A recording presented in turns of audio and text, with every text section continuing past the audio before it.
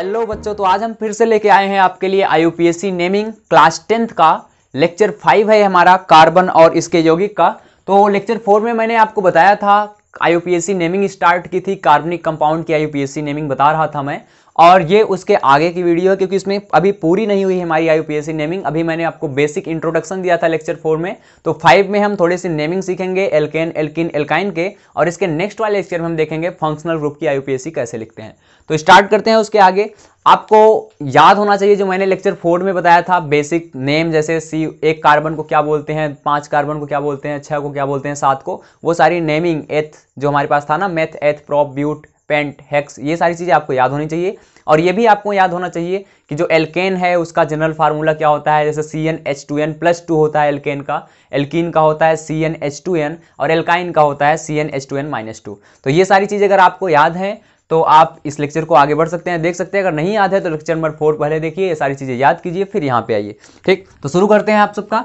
तो जो भी है हमारे पास में यहाँ पे, जैसे मान लीजिए मैंने आपको पहले ही बताया कि जब कार्बन की नंबर 3 से ज्यादा होते हैं, किसी भी कंपाउंड में 3 से ज्यादा अगर कार्बन के नंबर हो जाते हैं तो उसकी जो कंपोजिशन या कह सकते हो इससे स्ट्रक्चर बनता है वो दो अलग अलग तरीके से बन सकता है। 3 तक तो एक ही स्ट्रेट चेन रहेगा, लेकिन 3 से ज्यादा जैसे ही होता है, 4 होता है, 5 होता है, तो ये स्ट्रेट चेन से फिर इसको हम ब्रांचेज में बांटना स्टार्ट कर देते हैं। यानी एक हमारे पास में क्या होती है, इसमें शाखाएं निकलनी स्टार्ट हो जाती हैं।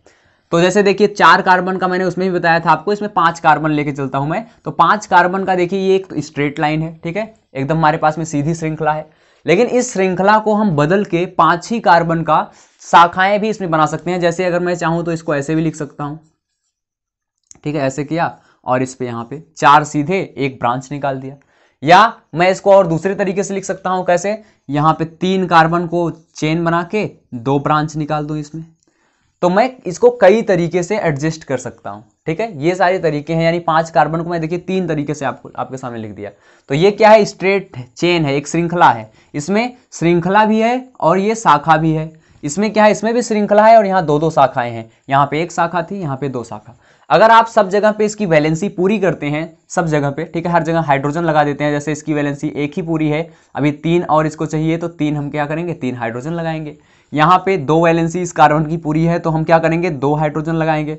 ऐसे सब जगह पे आप अगर वैलेंसी पूरी करते हैं और देखते हैं, मैं यहाँ पे ऐसे छोड़ दे रहा हूँ, आप समझ जाइए कि जहाँ जहाँ सिंगल बॉन्ड है सारे के सारे वहाँ हाइड्रोजन लगेंगे। ऐसे ही इन सब में अगर मैं हर जगह पे हाइड्रोजन लगा देता हूँ तो आप देखेंगे कि ये जो है हाइड्रोजन का नंबर 3 के तीनों कंपाउंड में एक ही जैसा रहेगा, लेकिन इनके स्ट्रक्चर क्या है, अलग अलग तरीके से हैं। स्ट्रक्चर आप देखिए तीनों का डिफरेंट है। तो ये तीनों एक दूसरे के स्ट्रक्चरल आइसोमर हैं, ठीक है। नेम तीनों का अलग अलग होगा, ठीक, केवल फार्मूला सेम है। क्या हो सकता है कि क्योंकि सारे सिंगल बॉन्ड है तो इसका एक ही फार्मूला है 5 कार्बन का, तो C5, और एल्केन के लिए हम जानते हैं कार्बन के नंबर के डबल से 2 ज्यादा होगा हाइड्रोजन, यानी ये 12 होगा। C5H12 ये भी है, C5H12 ये भी है, और C5H12 ये भी है। तो इसको हम बोलते हैं आइसोमर्स या समावयवी। ये तीनों एक दूसरे के आइसोमर हैं। कौन से आइसोमर, स्ट्रक्चर, क्योंकि इनका नाम अलग अलग होगा। देखिए जब सीधी चेन होगी तो क्या बोलेंगे इसको, 1 2 3 4 5, तो 5 कार्बन को हम बोलते हैं पेंट, और सारे के सारे सिंगल बॉन्ड हैं तो उसको हम बोलेंगे एन, यानी पेंटेन इसका नाम है। यहां पे अगर नेमिंग की बात करते हैं तो हमने आपको रूल बताया हुआ है, जब कभी ब्रांच निकल जाती है तो हम क्या करते हैं, लॉन्ग चेन एक ढूंढते हैं। इनमें से कोई भी कंपाउंड है इसमें लॉन्गेस्ट चेन ढूंढेंगे। तो लॉन्गेस्ट चेन देखिए यहां से स्टार्ट करता हूं, 1 2 3 4, तो 4 कार्बन का हमारा सबसे लंबी श्रृंखला यहाँ पे मिली। अगर 3 के बाद मैं यहाँ 4 न गिन के इसको नीचे यहाँ पे गिन देता 4, फिर भी क्या था, हमारे 4 ही कार्बन के लॉन्गेस्ट चेन थी। ऐसे नहीं मैं जंप कर सकता कि 4 यहाँ गिना, 5वां यहाँ पे गिन दूं। ये हमेशा बॉन्ड टू बॉन्ड जुड़े होने चाहिए। इस कार्बन के पास चौथा नंबर लेके आया हूं, तो इसी कार्बन से अगर कोई और कार्बन जुड़ा होगा तो उसको 5वां नंबर दूंगा। लेकिन ये चौथे के बाद मैं तीसरे कार्बन पे आके फिर से नीचे इसको 5वां नंबर नहीं दे सकता। अब ये क्या करेगा, ये ब्रांच की तरह काम करेगा। ये हमारे पास में एक शाखा है, यानी मूल जो हमारे पास में चेन है, श्रृंखला है, उसमें एक शाखा निकली हुई है। अब इसका नाम कैसे लिखेंगे, तो पहले आप मेन चेन का नाम लिखिए। मेन चेन 4 कार्बन का है तो उसका नाम क्या होगा, ब्यूटेन, ठीक, क्योंकि सिंगल बॉन्ड साइड है तो ब्यूटेन। और यहाँ पे तीसरे नंबर पे आप देखिए, तीसरे वाले कार्बन क्या है, एक ग्रुप लगा हुआ है। इस ग्रुप का नाम मेथिल होता है। कैसे सर, ग्रुप का नाम कैसे पता चलेगा, तो कभी भी कोई ब्रांच लगा होगा, देखिए इसी तरीके का होगा। इसको अगर मैं यहाँ H जोड़ दूं इस कार्बन पे, तो इस कार्बन पे आप देखेंगे C है और 3 H जुड़े हुए हैं। जैसे यहाँ पे CH4 आपको पता है, CH4 का नाम होता है मेथेन, ठीक है। तो अगर इसमें से एक H हटा दो, CH4 का स्ट्रक्चर कैसा है, ऐसा होता है, चारों हाइड्रोजन यहीं पे लगे होते हैं। लेकिन अगर यहीं से मैं एक H हटा देता हूं इसको, तो ये एक ग्रुप की तरह, यहां से ना हटा के मैं इधर से हटाता हूं मान लीजिए, तो यहां से अगर मैं एक H हटाता हूं तब इसके पास 3 ही H है, और अब इसका नाम एक ग्रुप की तरह ये कहीं से जुड़ सकता है, क्योंकि एक बॉन्ड है इसके पास और ये कहीं भी जुड़ सकता है। और यही देखिए सेम आप यहाँ पे जुड़ा हुआ है। तो जब ये यहाँ पे जुड़ गया तो इसका नाम अब मेथेन नहीं होगा। मेथेन कब होता? जब चार के चारों हाइड्रोजन होते, चार कार्बन की चारों वैलेंसी अगर हाइड्रोजन से पूरी होती तो इसका नाम मेथेन है। लेकिन यहाँ पे जैसे ही एक हाइड्रोजन हटता है तो इसका नाम हो जाता है मेथिल, ठीक है। यानी मेथेन से मेथिल हो गया ये, जब ग्रुप की तरह काम करेगा। ऐसे ही C2H5 जो होता है, C2H6 होता है हमारे पास में एथेन, और ये जब ग्रुप की तरह लगता है यानी एक हाइड्रोजन कम होगा तो ये हो जाएगा ऐसे सिंगल बॉन्ड C2H5। H6 से H5 हो गया, एक हाइड्रोजन कम हुआ तो इसका नाम क्या होगा? अब इसको एथेन नहीं बोलेंगे, अब इसको बोलेंगे एथिल। तो ये है नाम लिखने का तरीका। मेथेन से मेथिल बन सकता है, एथेन से एथिल, प्रोपेन से प्रोपिल, ब्यूटेन से ब्यूटिल, जब वो एज ए ग्रुप काम करेगा, ठीक। तो यहां पे इसका नाम क्या है? मेथिल।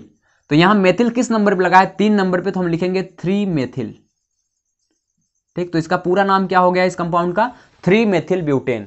अब इसका नाम देख लेते हैं। यहां पे देखिए, अगर आप यहां से काउंटिंग स्टार्ट करते हैं 1 2 3, 3 कार्बन है ऐसे, और अगर आप ऊपर से भी चालू करते हैं 1 2 3 तो भी 3 है। तो लॉन्गेस्ट चेन हमारी क्या होगी? 3 ही कार्बन की बनेगी। अच्छा, तो 3 कार्बन की बने, चाहे मैं इसको बनाऊं चाहे इसको बनाऊं। जब इसको बनाऊंगा तो ये साइड ग्रुप हो जाएगा और ये साइड ग्रुप हो जाएगा। और साइड ग्रुप जब एक कार्बन का होता है तो उसको हम क्या बोलते हैं? उसको हम बोलते हैं मेथिल। अभी बताया, एक कार्बन को मेथेन बोलते हैं, और जब ग्रुप की तरह लगेगा तो इसको मेथिल बोलेंगे। तो मेथिल देखिए, सबसे पहले तो हम क्या बोले हैं कि हम चेन का नाम लिखेंगे। चेन क्या है? 3 कार्बन का, और इसका नाम क्या होता है? प्रोपेन। तो सबसे पहले तो मैं लिख लेता हूं प्रोपेन, क्योंकि 3 कार्बन को प्रोप बोलते हैं और सारे सिंगल हैं इसलिए एन लग गया। लेकिन यहां पे देखो 2 नंबर पे 2 ग्रुप लगे हैं, तो क्या करेंगे? जब यहां पे एक ही ग्रुप लगा था तो मैं जिस नंबर पे लगा था उसका नाम, नंबर को लिखा, और कौन सा ग्रुप लगा है उसका नाम लिख दिया सामने, मेन चेन के सामने। ऐसे ही यहां पे मेन चेन 3 कार्बन का प्रोपेन नाम है, इसके सामने मैं जो जो ग्रुप लगे होंगे उसका नाम लिखूंगा। तो देखो 2 पे क्या है? 2 बार लगा है मेथिल, तो इसको मैं ऐसे लिखूंगा 2, यानी 2 बार है। किस पे? 2 पे ही 2 बार है, तो 2, और ये क्या हो जाएगा? 2 बार मेथिल है, तो मेथिल मेथिल लिखने से अच्छा है हम डाई मेथिल लिख दें। तो ये हो जाएगा 2, डाई मेथिल प्रोपेन। तो इसका पूरा नाम हो गया 2, डाई मेथिल प्रोपेन। 3 बार होता तो हम बोलते 2, ट्राई मेथिल, ठीक है, ट्राई मेथिल, टेट्रा मेथिल, ऐसे करके आगे चलेंगे। 1 होता तो केवल मेथिल, 2 होगा डाई, 3 होगा ट्राई, और जिस जिस नंबर पे होगा, ऐसा भी हो सकता था कि ये 1 2 पे हो, 1 3 पे लगा हो। तो ऐसा अगर होता, मान लो बाई चांस 3 पे नहीं, तो इसको 4 कार्बन का हो जाता, लेकिन बाई चांस होगा तो हम इसको यहाँ लिखते 2, 3। जैसे ये आपको समझ में आया हो तो मैं इसको इरेज करता हूं और नए कुछ एग्जांपल्स को आपको बताता हूं। ये समझ में आया होगा। देखिए तीनों के नाम अलग अलग हैं। ये पेंटेन था, ये 3 मेथाइल ब्यूटेन है, और ये 2 डाई मेथाइल प्रोपेन है। ये तो कुछ सिंपल नाम थे एकदम। अब इन्हीं सिंपल नाम को, ये तो ब्रांच के नाम मैंने बता दिए। ऐसे ही अगर डबल बॉन्ड आ जाता है तो हम क्या करते हैं? सिंपली केवल सब रूट नेम एकदम वैसा ही रहेगा, बस एन की जगह हम इन लगा देंगे, और ट्रिपल बॉन्ड आ जाएगा तो क्या करेंगे? आइन लगा देंगे। जैसे मैं आपको इस तरीके से बताना चाहता था कि जैसे यहां पे देखिए ऐसे है, मान लो कोई एक कंपाउंड है, ठीक है, इतना बड़ा, और एक यहां पे लगा हुआ है कार्बन, और एक कार्बन आपका लगा हुआ है यहां पे, ठीक। तो इसका नंबरिंग कैसे करेंगे? देखो नंबरिंग कैसे करते हैं। ये टोटल हमको लंबी सबसे चेन चाहिए, तो हम क्या करेंगे? यहां से काउंट करेंगे 1 2 3 4 5 6 7, ठीक। 7 कार्बन की सबसे लंबी चेन है। 6 के बाद 7 में यहां पे भी आता, फिर भी 7 ही कार्बन होते। अब देखिए किस किस नंबर पे हमारे पास में साइड ग्रुप लगा है। ये एक यहां लगा है, इसको मैं पूरा कर सकता हूं ऐसे, इसकी वैलेंसी, और ये यहां लगा है। तो 2 साइड ग्रुप लगे हैं, एक 3 पे लगा है, एक 6 पे लगा है। लेकिन आप ध्यान दीजिए कि अगर मैं इधर से इसको काउंट कर रहा हूं ऊपर की तरफ से, तो ये क्या होगा? 1 2 3, तीसरे नंबर पे हमारे पास ब्रांच मिल रही है। लेकिन अगर इसी को मैं इधर से काउंट करता तो क्या होता? 1 2 3 4 5 6 7। तो देखो इधर से काउंट करने पे दूसरे नंबर पे ही हमको पहले ब्रांच मिल गई, शाखा पहले मिल गई। तो जिधर से शाखा पहले मिलेगी उधर से हम काउंट करते हैं, यानी ये वाला हमारा सही है। इधर से दूसरे नंबर मिल रहा है, लेकिन इधर से क्या हो रहा है? 1 2 3, तीसरे नंबर पर शाखा मिल रही, तो ये गलत है, ऐसे नहीं गिनेंगे, ठीक। अब देखिए नाम कैसे लिखेंगे इसका। 7 कार्बन चाहे इधर से गिने चाहे इधर से गिने हैं। 7 कार्बन का नाम क्या होता है? हेप्टेन। तो हम लिखेंगे हेप्टेन, क्योंकि सारे के सारे कैसे हैं? सिंगल बॉन्ड है। अब हेप्टेन लिखने के बाद क्या करेंगे कि देखो किस किस नंबर पे ग्रुप लगा हुआ है। तो एक तो 2 नंबर पे लगा है, इधर से मत देखिएगा कि ये 3 और 6 पे लगा है, ये वाला गलत हो गया, इधर से नहीं गिनेंगे, इधर से गिन रहे हैं। तो इधर से नीचे वाला देखेंगे, 2 नंबर पे लगा है और 5 नंबर पे, तो इसको लिखेंगे क्या? 2 पे और कामा 5 पे। क्या है? मेथिल है दोनों, तो लिखेंगे डाई मेथिल हेप्टेन। तो ये हो गया हमारे पास में इसका नाम 2,5 डाई मेथिल हेप्टेन। ऐसे ही आप जितने भी और कई सारे रूल है, ऐसा नहीं कि ये एक दो रूल मैं जो बता रहा हूं बस इतना ही है। अगर आपको और ज्यादा इससे हाई लेवल का देखना है तो मैं लेक्चर नंबर 4 में भी बताया था, 5 में भी बता रहा हूं कि आप 11 12 की प्लेलिस्ट में जाइए, वहां पे है आईयूपीएससी की और हाई लेवल की चीजें, क्योंकि आपके यहाँ पे 10th में लिमिटेड है, ठीक है, बहुत हाई नहीं पूछा जाएगा आईयूपीएससी, इसलिए मैं उतना ज्यादा आपको बताने का यहाँ पे प्रयास नहीं कर रहा हूँ। और आपको अगर बहुत ज्यादा जानना है आईयूपीएससी के बारे में, अब 11 12 की प्लेलिस्ट में जाइए, वहां पे कई सारे लेक्चर हैं और खूब अच्छे अच्छे वहां पे सवाल दिए गए हैं।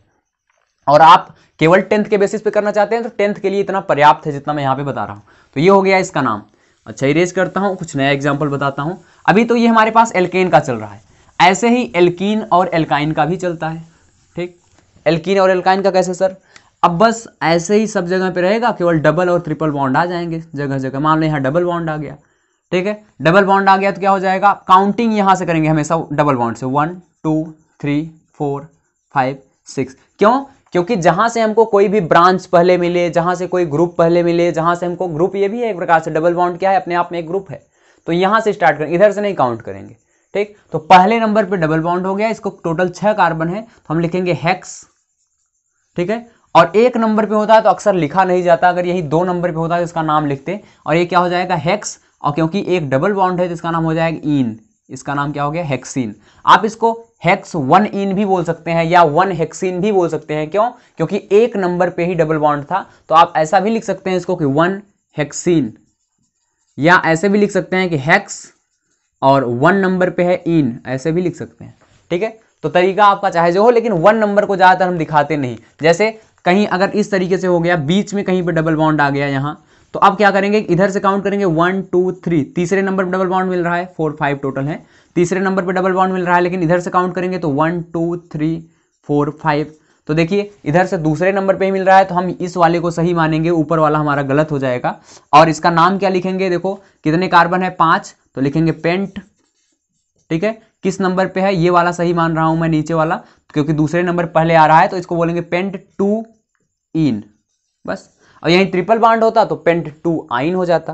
तो इस तरीके से बहुत ही सिंपल हुआ करता है। आप देखिए किधर से पहले मिल रहा है आपको, डबल बॉन्ड या ट्रिपल बॉन्ड, ये सारी चीजें। ठीक, अगर ये तो एक एक डबल बॉन्ड है हमारे पास, ऐसा भी हो सकता है कभी कि 2 डबल बॉन्ड मिल जाए। जैसे इसी में अगर मैं बात करता हूं, यहीं पे एक डबल बॉन्ड यहाँ है, एक डबल बॉन्ड यहाँ हो जाए, एक ही कंपाउंड में 2 जगह पे डबल बॉन्ड हो जाए, तो क्या करूंगा मैं? गिनूंगा तो उधर से ही जहां से पहले मिलेगा, इधर से गिनता तो 1 2 3, तीसरे नंबर पर पहले डबल बॉन्ड मिलता, इधर से गिन रहा हूं तो पहले ही नंबर पे डबल बॉन्ड मिल जा रहा है, यानी ये वाला सही है, जो नंबरिंग की गई है इसकी सही है। अब क्या करेंगे हम इसको कि यहां से डबल बॉन्ड 6 कार्बन है टोटल, तो अब इस बार हेक्स ऐसे नहीं लिखेंगे, हेक्स, और इसको लिख सकते थे क्या? हेक्स 1 नंबर पे है और 3 नंबर पे, तो लिखते हेक्स 1,3।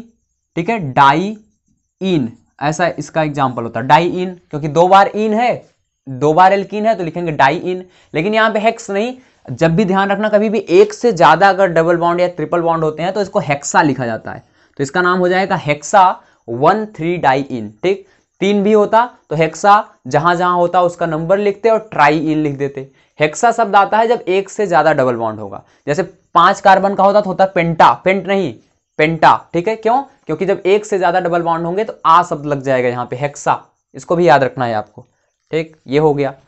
अब ट्रिपल बॉन्ड का सेम ऐसा ही होगा एकदम, बस आइन लग जाएगा इन की जगह। अब देखिए कुछ साइक्लो के एग्जाम्पल हम देख लेते हैं। जैसे साइक्लो का एग्जाम्पल क्या सर? जैसे 3 कार्बन का ये है तो इसका नाम क्या होगा? ये साइकिल बन गया, रिंग, जिसको हम लोग अभी बताए थे इसके पहले लेक्चर में, रिंग या वलय। तो वलय में देखिए जहां जहां पे ये कॉर्नर होता है वहां वहां कार्बन होता है। ठीक है, जहां जहां पे कॉर्नर होगा वहां वहां कार्बन, जैसे यहाँ कॉर्नर है तो यहाँ कार्बन है, एक यहाँ है, एक यहाँ है। वैलेंसी सबकी पूरी आप कर सकते हैं। कैसे सर? देखिए यहाँ पे ये वाला कार्बन जो कॉर्नर पे है 2 बॉन्ड से जुड़ा है, एक इधर एक इधर, अभी इसकी 2 वैलेंसी कम है, यानी यहाँ पे 2 H जुड़ेंगे। इसकी भी ऐसी ही है, दो H जुड़ेंगे, इसका भी 2 वैलेंसी पूरा है, 2 H जुड़ेगा। तो हमको करना क्या होता है, हमको नंबर गिनना होता है कितने कार्बन है, तो 1 यहाँ, 2 यहाँ, 3 यहाँ। अक्सर जो भी साइक्लो होता है उसमें जितनी भुजाएं होती हैं उतने ही कार्बन होते हैं। 3 भुजा है तो 3 कार्बन होंगे। अब 3 कार्बन को हम बोलते क्या है, प्रोप, तो हो गया प्रोप। सारे सिंगल है कार्बन कार्बन के बीच में तो इसको बोलेंगे प्रोपेन। लेकिन एक शब्द यहाँ पे लगाएंगे क्योंकि ये एक साइकिल बन रहा है। प्रोपेन हम जानते हैं, प्रोपेन ये होता है ऐसे ओपन चेन, लेकिन जब ये साइकिल बना लिया 3 कार्बन वाला तो इसको बोलेंगे साइक्लोप्रोपेन। इसका नाम हो गया साइक्लोप्रोपेन। बस एक शब्द लगेगा साइक्लो। कभी भी कोई साइकिल वाला या रिंग वाला अगर कंपाउंड मिलता है तो उसका नाम हो जाएगा साइक्लो। ठीक, तो ऐसे ही 4 कार्बन का होगा, इसका नाम कोई पूछेगा तो बताएंगे 4 जगह पे कार्बन है, इसका सारे सिंगल बॉन्ड है तो साइक्लोब्यूटेन। 5 होगा तो साइक्लोपेंटेन। 6 होगा तो साइक्लोहेक्सेन। वैलेंसी अपना पूरी कर सकते हैं आप खुद से। तो ये इस तरीके से ये साइक्लोब्यूटेन है, साइक्लोपेंटेन है क्योंकि 5 है। यहाँ देखो 1 2 3 4 5 6 कार्बन होता तो साइक्लोहेक्सेन। इस तरीके से साइक्लो शब्द के नाम होते हैं। और यहीं पे एक चीज और अच्छा समझ लीजिए, जैसे साइक्लो तो चल ही रहा है, अब यहीं पे अगर डबल बॉन्ड कर देता तो क्या होता। अब कार्बन वही है 1 2 3 4, डबल बॉन्ड से गिनना स्टार्ट कर देंगे हमेशा। यहां से नहीं गिनेंगे 1 2 3 नंबर पे डबल बॉन्ड, जहां डबल बॉन्ड वहीं से गिनना स्टार्ट कर दो। अब इसका नाम क्या हो जाता, वैसे तो जब डबल बॉन्ड नहीं था इसका नाम था साइक्लोब्यूटेन, अब इसका नाम हो गया साइक्लोब्यूटीन। क्यों, क्योंकि डबल बॉन्ड लग गया और हम जानते हैं ब्यूट इन यहां शब्द लगेगा तो इसका नाम हो जाएगा साइक्लोब्यूटीन। ऐसे ही यहां पे अगर ऐसे मैं कर देता हूं, दो कर देता हूं, अगर एक होता तो क्या होता साइक्लोपेंटीन, इन लग जाता। और ऐसा भी हो सकता था कि ऐसे हो जाए, ठीक है, इसको इरेज करता हूं पहले मैं, ऐसे हो जाए ट्रिपल बॉन्ड लग जाए तो इसका नाम क्या होता साइक्लोपेंटाइन। इसका नाम होता साइक्लोपेंटाइन, आइन हो जाता क्योंकि ट्रिपल बॉन्ड लगा है। बस साइक्लो और कितने बॉन्ड है वही देखने हैं हमको। लेकिन अगर कहीं पे ऐसा हो जाता, देखो जैसे कहीं ऐसा है, ये शॉर्ट में इसको बेंजीन बोलते हैं। ये क्या है, बेंजीन है। इसका फार्मूला होता है C6H6। इसमें डबल बॉन्ड है 3 जगह पे। तो इसको कैसे करते हैं, इसको देखिए काउंट करते हैं। 1, यहाँ एक कॉर्नर है, यहाँ दूसरा कार्बन, यहाँ तीसरा, यहाँ चौथा, यहाँ पांचवा, यहाँ 6। ठीक है, तो देखो 6 यहाँ पे भी लिखा है C6H6। तो ये 6 कार्बन का हमारे पास में कंपाउंड होता है, बड़ा ही फेमस होता है बेंजीन। इसको कभी कभी कुछ लोग ऐसे भी बना देते हैं। ऐसे का मतलब ये होता है एक सर्कल में कि ये जो 6 इलेक्ट्रॉन है, पाई इलेक्ट्रॉन इसी में घूमते हैं, डीलोकलाइज करते हैं, इसलिए इसको सर्कल बना दिया जाता है। ये मतलब ये ऐसा भी हो सकता है और एक समय ऐसा आएगा कि ये इलेक्ट्रॉन, देखो अभी ये वाला डबल बॉन्ड यहाँ है ना, तो अब यहाँ खाली था तो मैं इसको ऐसे बना सकता हूँ, यहाँ यहाँ और यहाँ। तो ये पाई घूमते रहते हैं, ठीक है, जो पाई इलेक्ट्रॉन है या पाई बॉन्ड है ये घूमता रहता है। तो ऐसा भी हो सकता है। तो देखो यहाँ पे किस किस नंबर पे डबल बॉन्ड है, पहले तो ये समझो अगर यहाँ डबल बॉन्ड नहीं रहा होता तो इसको बोलते साइक्लोहेक्सेन। लेकिन ये डबल बॉन्ड आने के कारण इसका नाम तो हेक्सीन होने ही वाला है। लेकिन यहाँ एक जगह हेक्सीन नहीं है, यानी एक जगह डबल बॉन्ड नहीं है, 3 जगह पे डबल बॉन्ड है। और 3 जगह डबल बॉन्ड होने के नाते इसका नाम ट्राई तो आएगा ही, ट्राई इन हो जाएगा। 2 जगह होता तो डाई इन हो जाता, ठीक, एक जगह होता तो केवल इन होता। तो यहाँ 3 जगह पे कहाँ पे है, देखिए 1 नंबर पे है, 3 नंबर पे है और 5 नंबर पे है। तो इसको लिखेंगे क्या, हेक्सा। अब देखो हेक्स नहीं लिख रहे हैं, हेक्सा लिख रहे हैं। यही बताया आपको कि एक से ज्यादा डबल बॉन्ड तो हेक्स आ शब्द, जो ए शब्द आएगा ये एक से डबल बॉन्ड को बताता है। तो हेक्सा कितने कितने नंबर पे है, 1 पे है तो कहेंगे 1, 3 पे है तो 3, 5 पे है तो 5। हेक्सा 1 3 5 कितनी बार है, ट्राई, TRI, ट्राई इन। तो इसका नाम हो गया हेक्सा 135 ट्राई इन। ठीक, तो ये हो गया हमारे पास में बेंजीन का IUPAC नाम, हेक्सा 135 ट्राई इन।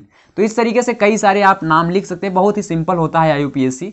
आप इसका स्क्रीनशॉट ले सकते हैं, बैक जाके अगर मैं इरेज कर दिया हूं तो बैक आप करिए और स्क्रीनशॉट ले लीजिए। तो ये सारी चीज़ें मैं आपको छोटी छोटी चीज़ें बता रहा था कि IUPAC कैसे लिखी जाती हैं, एल्केन, एल्कीन, एल्काइन का।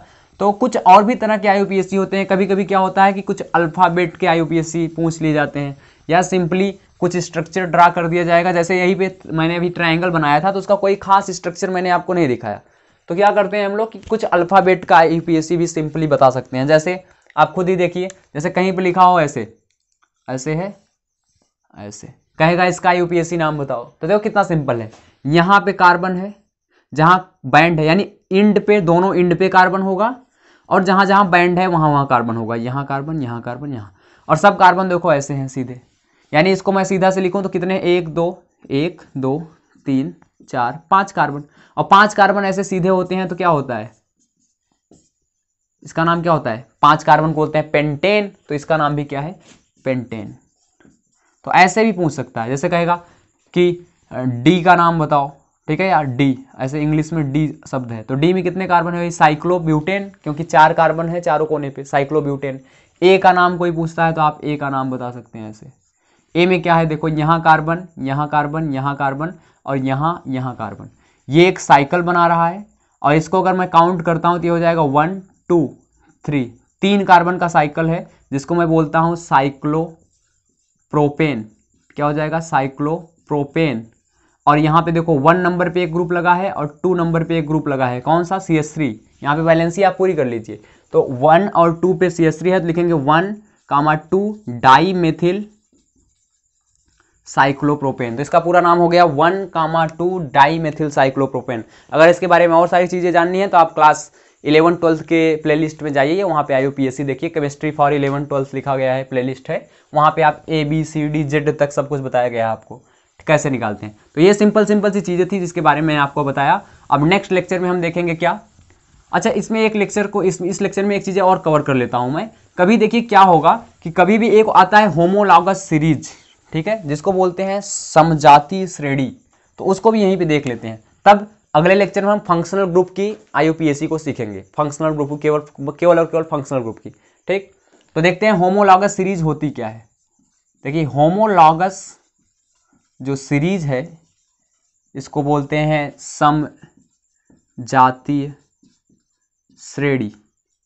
तो देखो ये क्या है, ये एक सीरीज होती है, जैसे CH4 कहीं लिखा है, ठीक।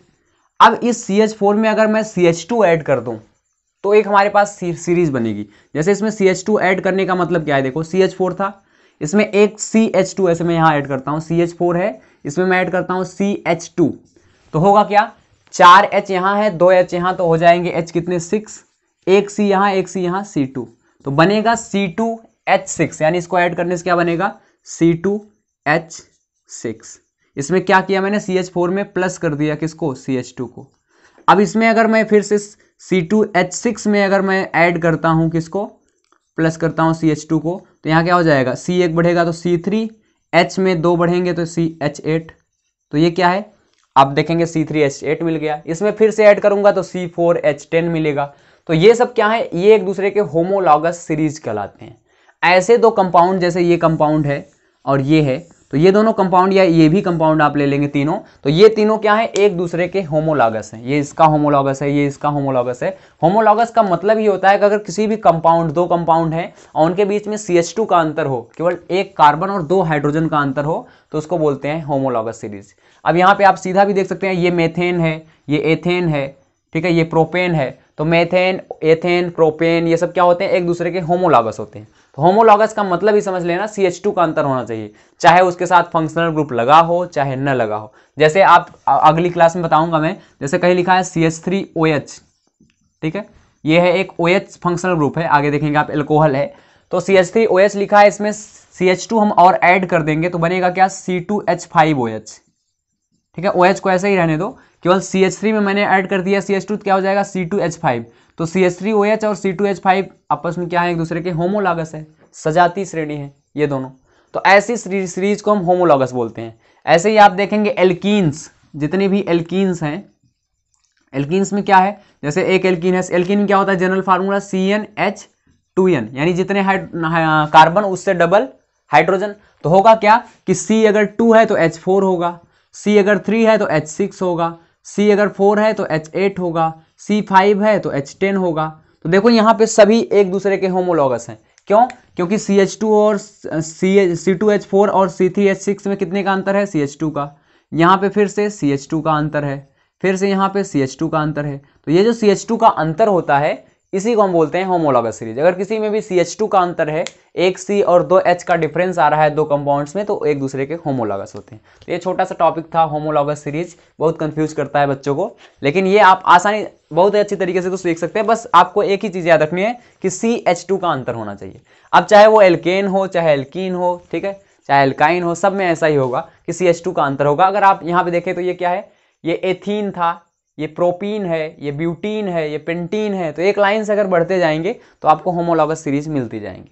तो अगले लेक्चर में हम देखेंगे क्या, फंक्शनल ग्रुप के बारे में। फंक्शनल ग्रुप कैसे बनते हैं या क्या होते हैं, क्या हाइड्रोकार्बन से अलग होते हैं, उनका नाम हम कैसे लिखते हैं, ये सारी चीज़ें हम अगले लेक्चर में देखने वाले हैं। तब तक बने रहिए आप, इसको बार बार रिवाइज कीजिए। Thank you so much.